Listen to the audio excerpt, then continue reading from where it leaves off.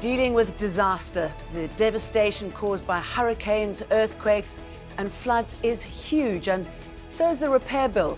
How do countries cope with whatever nature throws at them? This is Inside Story.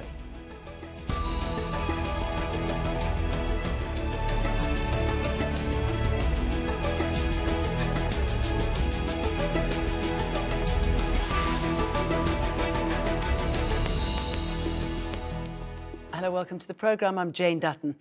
The past month has been a particularly stormy time, literally. Hurricane Irma is wreaking havoc in Florida after leaving a trail of destruction on islands in the Caribbean.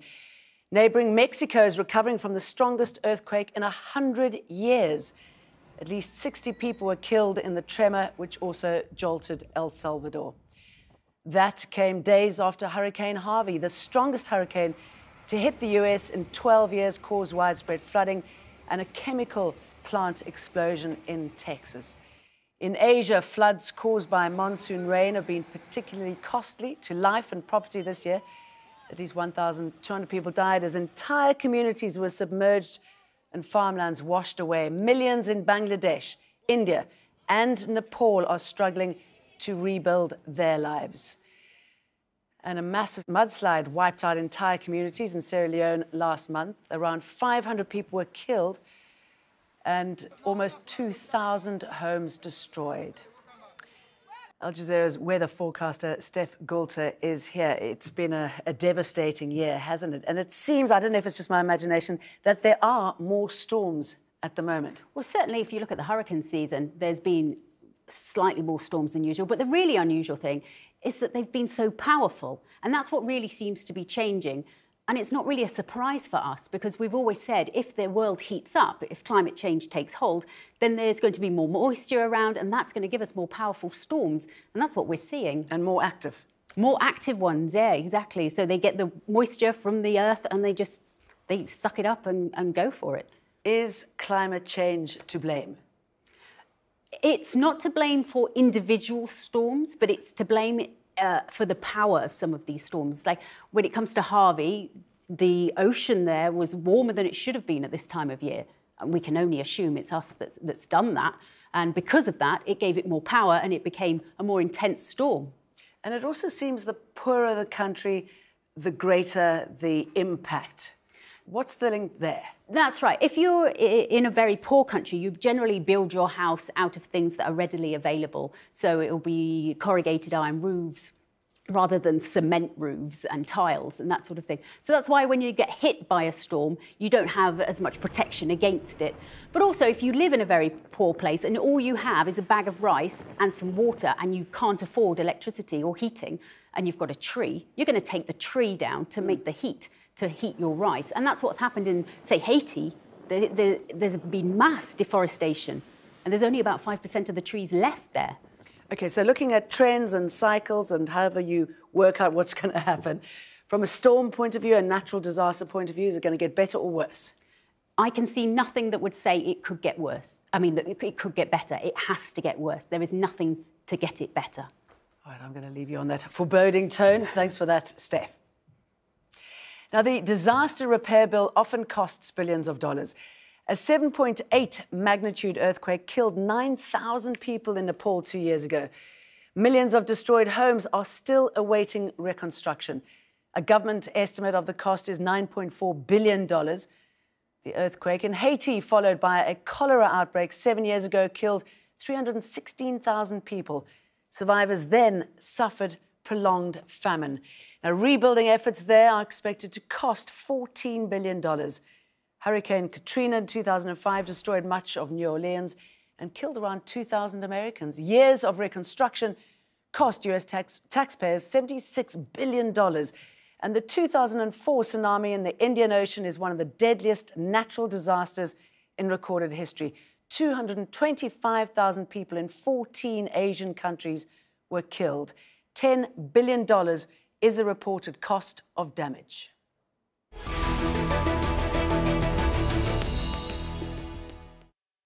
Let's now talk to our guests. Joining us from Nairobi, Nigel. He's the Regional Director for Oxfam in the Horn and East Africa region. In London, Tim Forsyth, Professor of Environment and Development, and in Karlsruhe, Germany, James Daniell. He's a natural hazard risk consultant. He joins us via Skype. A very warm welcome to all three of you. Good to have you on the show. James Daniell, natural disasters, it's extremely expensive, isn't it? It is indeed. So we can really sort of work out, so I've been collecting disaster data for a very long time, and the cost since 1900 has been about 7 trillion, but it's getting worse and worse. So over the last 8 years, we've seen at least $100 billion in losses every year. On average, what we can say is now that this 100 billion is turning into about 300 billion. So the average that we can expect from natural disasters globally is about 300 billion, which is about 0.1% of all infrastructure every year. And James, those are staggering figures indeed. How do you get them? Yes, well, I've been collecting data since I've been a kid, and collected over 60,000 events from libraries, from online resources in over 90 languages, so also from government data. And for each event, there are socioeconomic effects, so the number of deaths and the economic losses in various sectors. And I've put this all together and then inflation adjusted for each country. And so a huge amounts of databases of building typologies, of the value of things, so that then we can get to these trends. Tim Forsyth, in your work, I mean, do you think we truly understand the economic impact of the environment and its importance in our day-to-day living when it comes to politics? Well,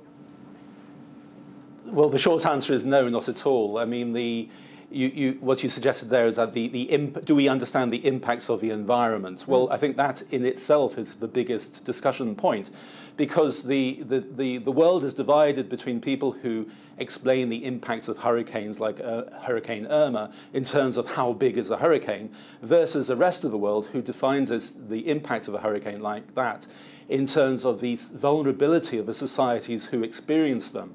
And what you get is that you get a very different impact according to which societies are better able to cope with hurricanes or floods or droughts or whatever else, rather than other societies which are not so able to cope.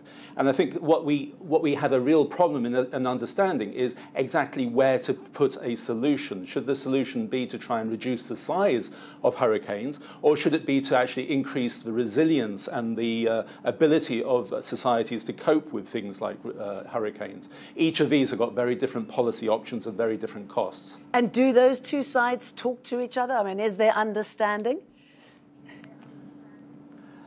In some ways, yes. In some ways, no. I think that one of the problems that we have about a big catastrophe like Hurricane Irma is that different sides, different political groups try to use this terrible event to forward their own personal objectives. So, for example, for right or for wrong, there are lots of people who are saying that Hurricane Irma is proof that climate change is happening and it's very devastating. Therefore, we need to put lots of money into implementing the Paris Agreements on climate change. Meanwhile, there are lots of other people who say, oh, no, it's nothing to do with climate change. We just need to spend money on something else.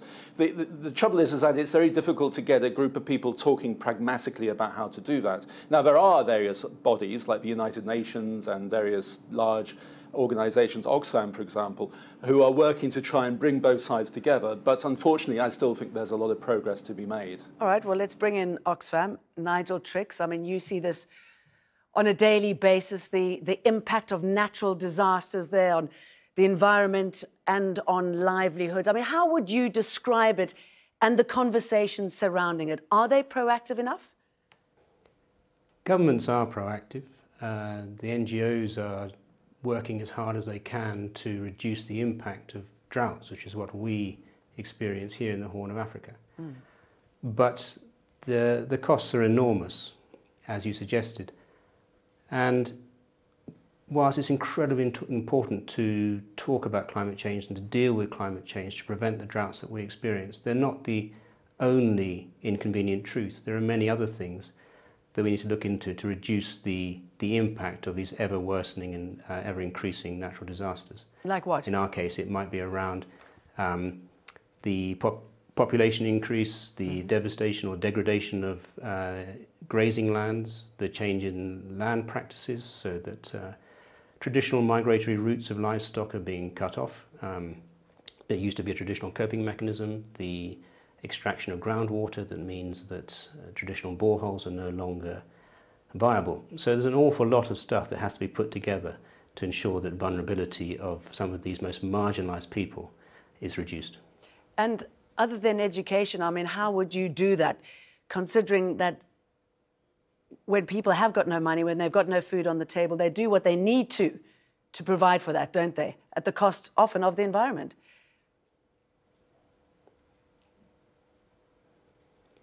Well, there are some difficult choices to be made and some very strong policy decisions to be taken. With every disaster, the NGOs, local government gather evidence which they feed up to national government to make those difficult decisions. Sometimes it might be around where a new settlement is located, where perhaps there isn't water and perhaps where grazing land is particularly vulnerable. But in all of this, the government has a role to ensure that the right decisions are made and the right policies are made to, wherever possible, reduce the vulnerability. And we work with government to ensure that the evidence is gathered and they're making those decisions. And increasingly we're finding that the right decisions are being taken. If we look at infrastructure, it's beginning to be made climate-proof. Wells are being dug deeper. Diesel generators are being phased out to be replaced by solar power that can deliver water in the highest of droughts at no extra cost to poor communities. That markets are supported and continue to work so that people can sell their livestock at the right time for the right price. And that financial services are being delivered to remote people. If you look in Kenya, where the Hungry Safety Net programme has been in action now for about 5 years, Oxfam, the British government and the government of Kenya have worked together to ensure that cash can be delivered to people right on the edges of the dry lands, get the minimum household needs in the very worst of situations. So some very difficult decisions are being taken and vulnerabilities can be reduced. I should imagine all of that works, James, and I'm just wondering what sort of climate models you use that would provide a glimpse of the future working alongside communities. Yes, so depending on where we are in the world, we use different climate models to try and assess the impact of what it is today versus in 15 years, and to then try to calculate then what would be the particular losses associated with an event now versus the same event then in the future, with changing development patterns, with changing exposure on the ground. Again, it is very difficult to do this. Hurricane Irma, we've seen $12.5 billion of damage across the Caribbean. This is the most amount of damage ever. But if we looked back to the past, there are at least 7 events that could, if they happen today, cause more damages than this one that we've seen now. Tim, I'm wondering what your view is of global warming. What sort of factor do you think it plays in the disasters we're seeing at the moment? Does it exacerbate them? How do you prepare for something like this? Well, I don't think there's any doubt that climate change is exacerbating the size of hurricanes for the reasons that your weather expert has explained, that basically the oceans are hotter, this fuels the circulation of air, therefore the winds are stronger. But whilst I think it is clear that climate change is making more powerful hurricanes, climate change is not putting poor people into vulnerable locations next to those hurricanes. And I think that's where the work of NGOs and governments can come together to try and reduce the vulnerability of societies to these events.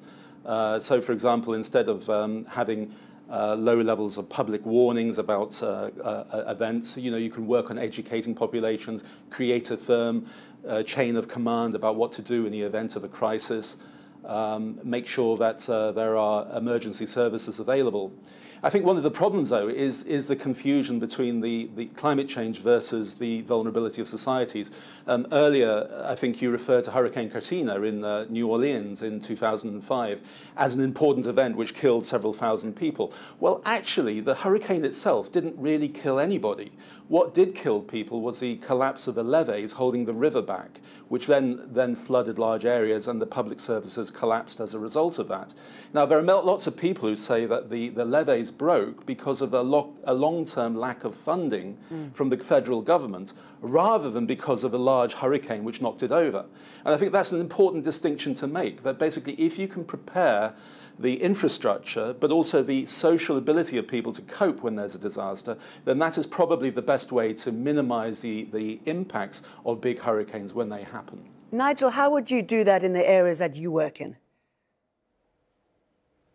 Well, first of all, as has been described, the climate caused drought emergencies are getting worse, and they're becoming more frequent. So, but these climate occurrences are happening in California, they're happening in the Horn of Africa, and they're happening in Australia. But in all countries and all regions are on different trajectories in terms of how they cope with them. And what we can do is learn from other countries and ensure that the same policies or similar policies and lessons are adopted in the more vulnerable areas.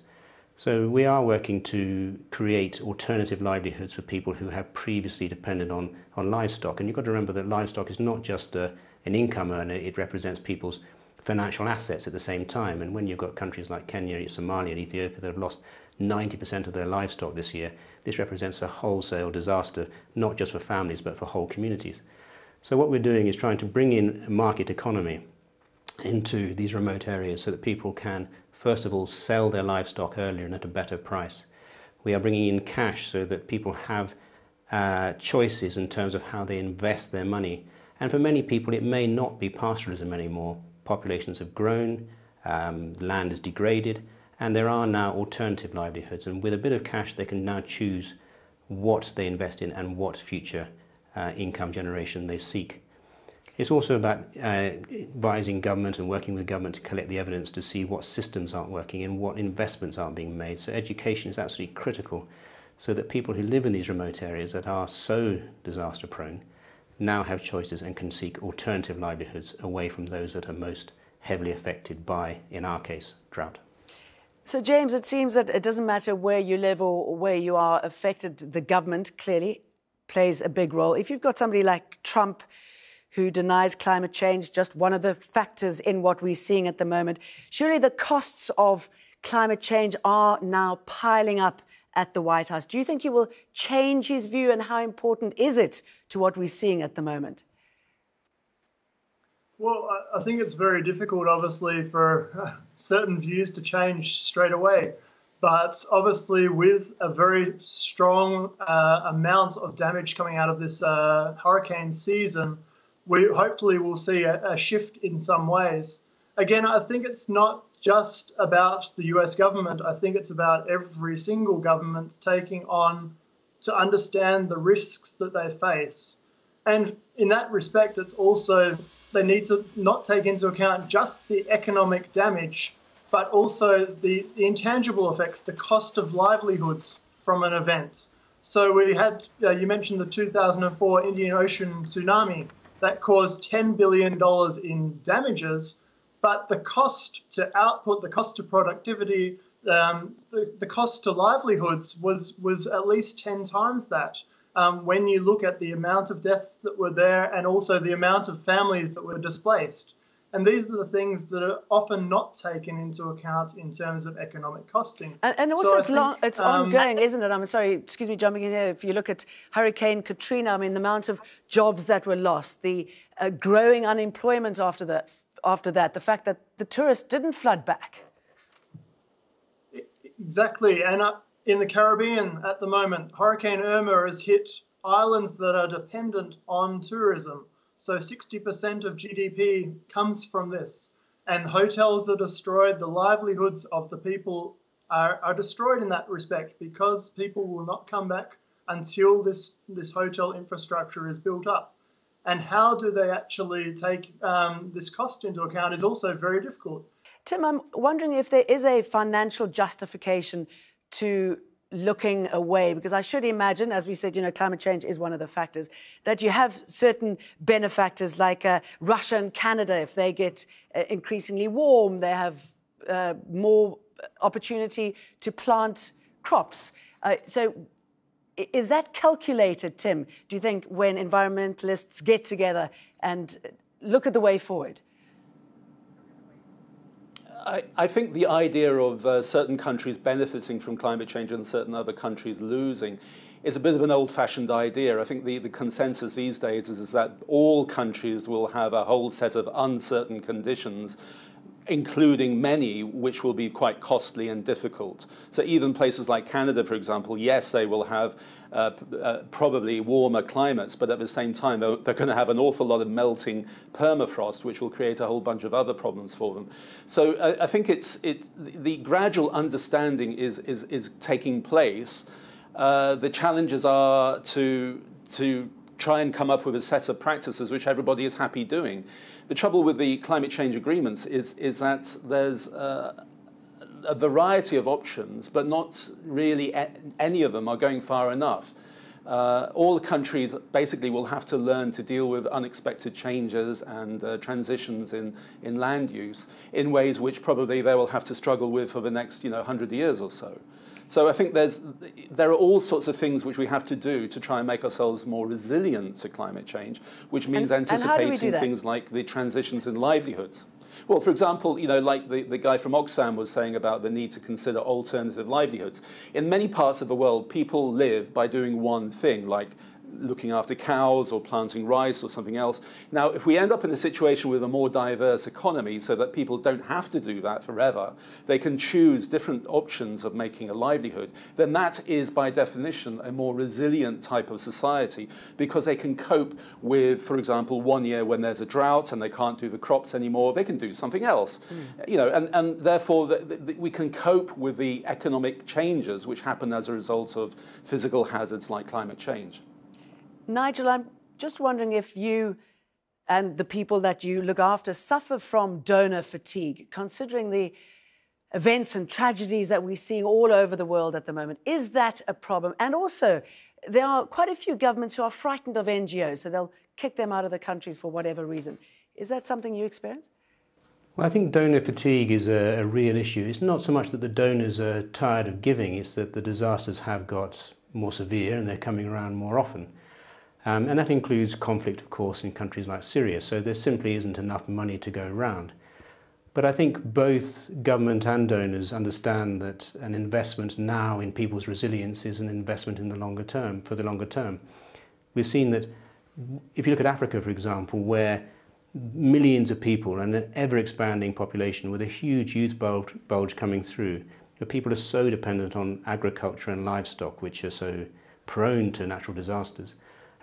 If we don't invest in making sure that those incomes, those livelihoods are resilient now, that this population won't have a means to a secure livelihood and they will start to migrate, which will add to more tensions around the world.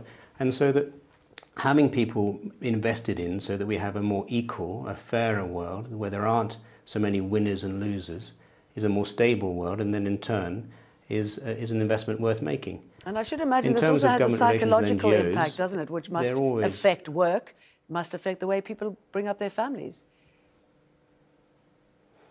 Yes, I think when you go to the remote areas of Somalia and Ethiopia, northern Kenya, and you see people who are ground down by recurrent drought, and you talk to elders who said, in the old days we had the ability to recover, and you see young families now who can't, and where the husband has and the father has migrated to a city very far away to get a livelihood, which never would have happened in the past. This changes the social fabric of those societies, and they are inherently weaker with lots of adverse impacts, particularly on women and girls. But yes, people are fed up and they desperately want new solutions, and they desperately want to have a fair chance in life. And what we want is that where these natural disasters occur, it's not only that we have better ways of mitigating their impact, but that everybody across the world has an equal chance of mitigating the impact, whether it's drought or flood or earthquake, landslide, etc. All right, let's leave it there. James, Daniell, Tim Forsyth and Nigel Triggs, thank you very much for talking to us, and thank you too for watching. You can see the programme again anytime by visiting our website, aljazeera.com. For further discussion, go to our Facebook page. That's facebook.com/AJ Inside Story. You can also join the conversation on Twitter. Our handle is @AJ Inside Story. And from me, Jane Dutton, the rest of the team, goodbye, thanks for watching.